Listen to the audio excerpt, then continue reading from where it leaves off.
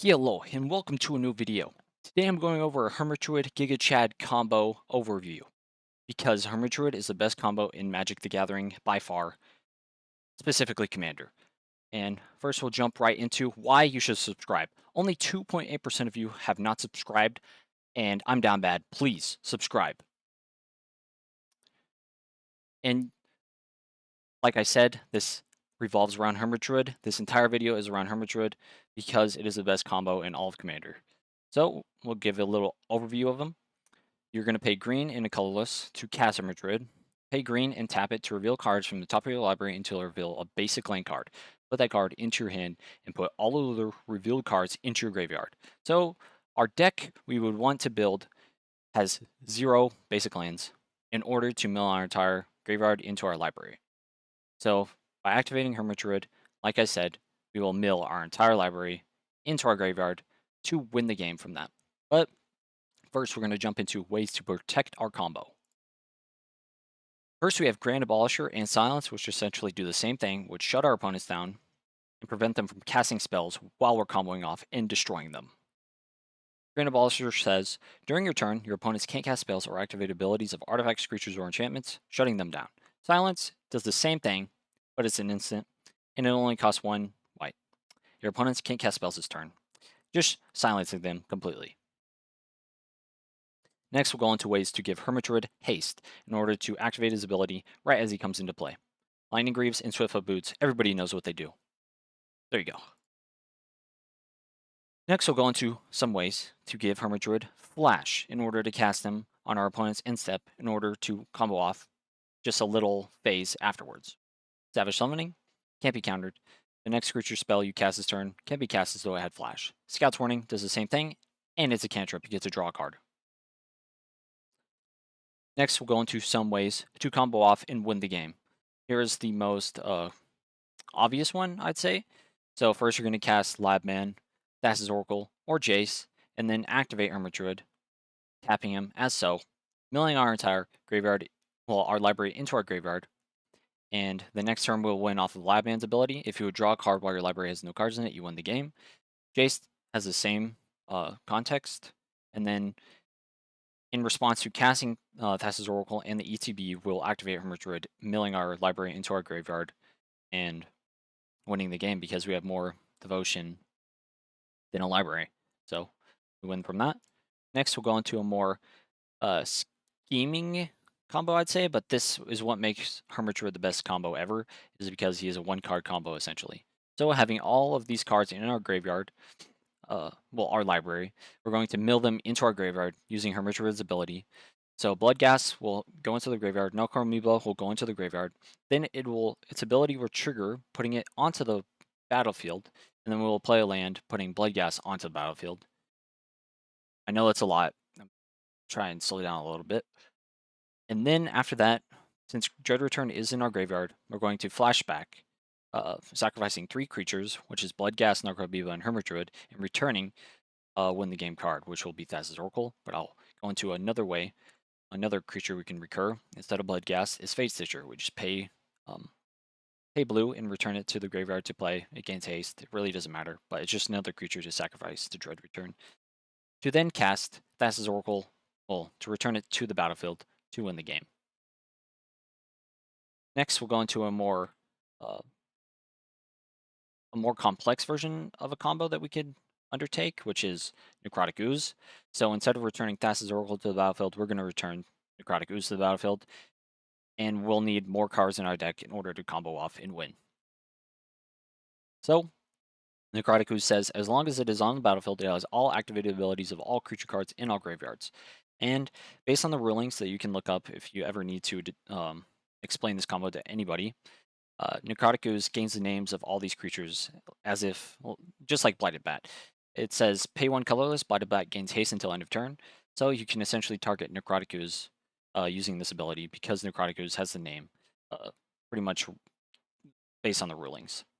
So we're going to give Necrotic Ooze haste using Blighted Bat's ability from the graveyard.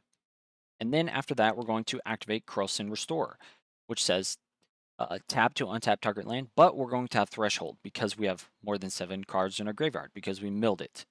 So we're going to use the Threshold ability to untap up to 3 target lands, which we need. And then after that, after Necrotic Ooze is tapped, we're going to activate Naxal Click's ability, which is going to be pay 1 colorless, 1 blue, and then untap it to have target opponent remove the top card of his or her library from the game. Till end of turn, you may play that card. So essentially, we're going on an infinite tantrum loop of tears and crying because we're going to destroy our opponents with this.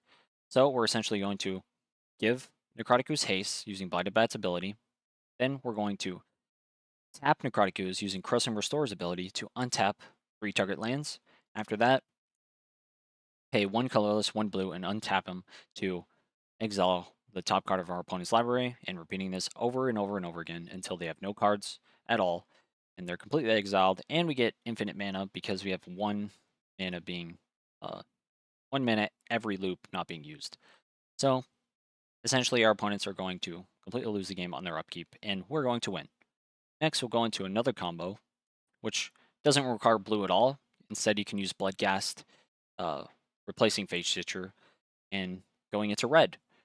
So with Kiki Jiki, you can tap it to put a token copy of target non-legendary creature you control onto the battlefield. That token has haste, sacrifice it at the beginning of the next end step. So Necrotic Ooze can activate this ability targeting itself because it's not a legendary creature.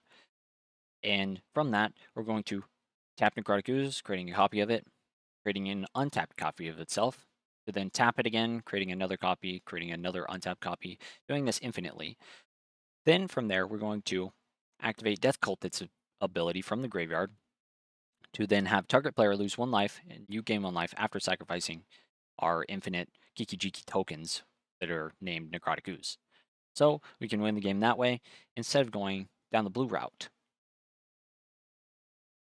Next, we're going to go into ways to essentially return Hermit Druid from the grave in case of it getting removed from the battlefield. So, as I've learned from playing at my local game store, I'll play Hermit Druid and everybody knows I'm going to win the game the next turn or the same turn if things go well for me. So the first thing your opponents are going to want to do is to remove Hermit Druid from the battlefield, which they will do on more than one occasion. So if that ever happens, you're going to search your library for a card called Postmortem Lunch. It says pay X in 1 Phyrexian black or 2 life, to then return target creature card with converted mana cost X from your graveyard to the battlefield. It gains haste, exile at the beginning of the next end step. So here we see it is a reanimation spell that gives our Hermit Druid haste. So we're going to search a library for it, cast it, targeting Hermit Druid in our graveyard after it's been removed, to then give it haste and activate it and win the turn they would never expect. So there's one way of resilience. Next, we're going to go into more ways of resilience. Now, I'll ask the question, what do you do if your Dread Return doesn't resolve to win the game?